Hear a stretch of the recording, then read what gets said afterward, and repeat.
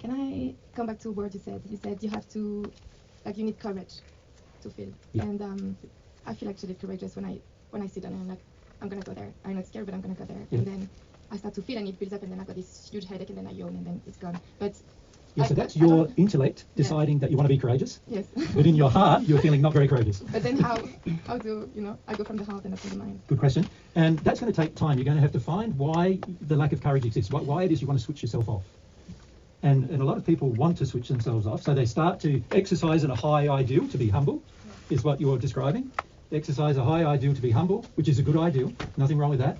And it's not even a bad thing that you're doing it with your mind, is it really? Because at least your mind is trying to push you in the right direction now instead of influence you in the wrong direction. So that's a good thing.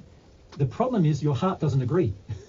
But I can feel that. I know deep down that I don't want to know. Yes, and the key is working through the reason why you don't want to know. So, and this has to do with what we have faith in.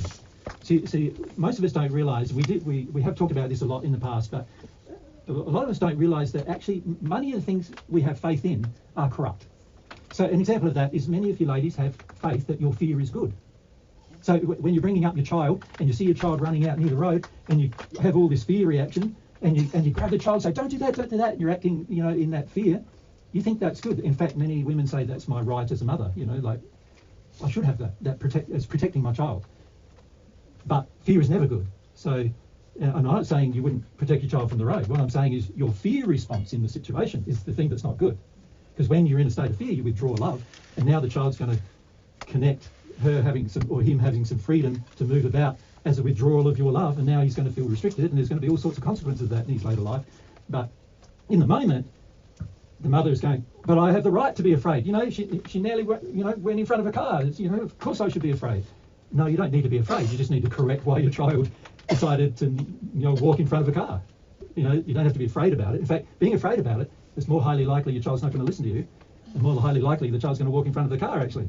So the justification of the fear is the problem. So that is indicating in that moment I'm lacking humility to just feel my own feelings, and instead I'm projecting my feelings on my child, and then we're trying to manipulate my child's behaviour through my fear, which is actually not a very nice thing to do. Actually, it's very damaging to your child.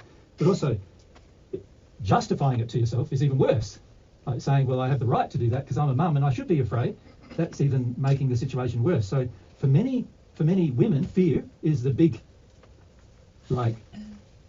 scary monster that you don't want to go to. And for many men, the big scary monster is sadness. And in fact, what we see is a lot of relationships are the man has a lot of sadness, the woman has to make it go away. She has a lot of fear, the man has to make it go away. That's marriage. There's a marriage. There's a marriage. Not a very good one, right? You can see in that case, the compromising of different principles, the fundamental principles are being compromised, and as a result of the compromise, there's going to be manipulation one way or the other. Now,